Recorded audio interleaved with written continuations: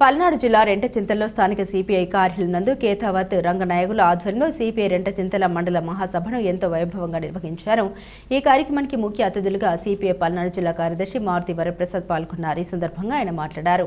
CPI party పేదల party అని, CPI నాయకులు ప్రజలకు ఎటువంటి కష్టం వచ్చినా పేదవారి తరపున నిలబడి వారికి న్యాయం చేయాలని ఈ సందర్భంగా సిపిఐ కార్యకర్తలకు నాయకులకు సూచించారు. ఈ కార్యక్రమంలో జిల్లా సహాయక కార్యదర్శి షేక్ హుసేన్, రైతు సంఘం జిల్లా ప్రధాన కార్యదర్శి ఉలవలపూడి రాము, మాచర్ల నియోజకవర్గ కార్యదర్శి మేకపోతు శ్రీనివాస్ రెడ్డి, మాచర్ల పట్టణ కార్యదర్శి బాబురావు, సిపిఐ నాయకులు, కార్యకర్తలు, అభిమానులు తదితరులు పాల్గొన్నారు.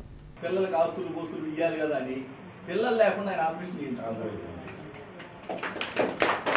వెంకటరాజరావు గారు ఆయన భూస్వామి కుటుంబంలో పుట్టి, మన దగ్గర కూడా కమ్మోళ్ళు ఉన్నారు, రెండు ఉన్నారు నాయకులు, కానీ వాళ్ళకి ఆ కులాలకి వ్యతిరేకంగా, కుల స్వభావాలకు వ్యతిరేకంగా పైన చేసిన మహానుభావులు మన దగ్గర. 250 ఎకరాలు వాటా పంచుకొని పేదలకు పంచాడు.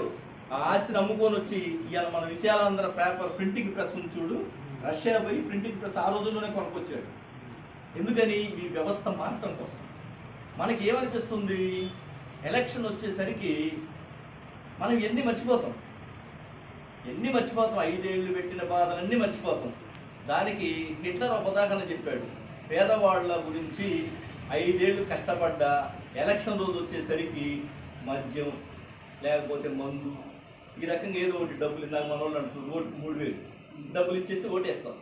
మళ్ళీ 5 ఏళ్ళ తర్వాత వాడు మన శ్రీనివాస్ రెడ్డి చెప్పినట్టు బియ్యం అమ్ముకుంటుంటాడు, ఏంది తర్వాత మైనింగ్ అమ్ముతుంటాడు. దమ్ము ధైర్యంగా చెప్పగలేదు కమ్యూనిస్టులే. గుర్తుపెట్టుకోండి.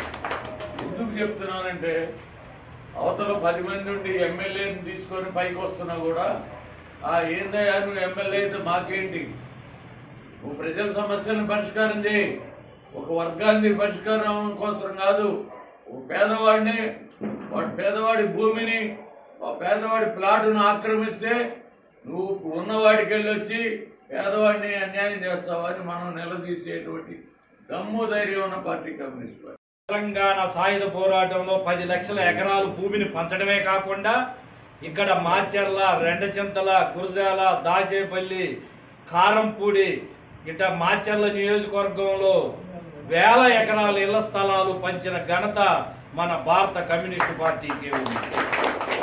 మన భారత కమ్యూనిస్టు పార్టీకి మాచర్లకి, ఇటు గురజాలకి ఎమ్మెల్యేగా పనిచేసిన మొత్తం చెప్పారు. ఈ రాష్ట్రానికి కాంగ్రెస్ పార్టీ అన్యాయం చేసింది. ఈ రాష్ట్రానికి సరైన రాజధాని లేదు కాబట్టి మా కూటమికి అధికారంలోకి వస్తే మీకు ఢిల్లీని తలదన్న రాజధానిని మీకు నిర్మించి ఇస్తామని చెప్పి మోడీ గారు చెప్పడం జరిగింది. చంద్రబాబు నాయుడు గారు చెప్పడం జరిగింది. చెప్పడంతో మనందరూ కూడా ఇక్కడ ఉన్న ప్రాంతంలో మన ఏదైతే ప్రజలందరూ కూడా చంద్రబాబు నాయుడు అయితే అనుభవం గలవాడు, ఈ కొత్త రాష్ట్రాన్ని అభివృద్ధి చేస్తాడనే ఒక ఆలోచనతో ఆయనకు ఓట్లేదు. మన శంకుస్థాపనకి ఏదైతే మన రాజధాని నిర్మించుకునే శంకుస్థాపనకు వచ్చిన మోడీ గారు మనకేమిచ్చాడు?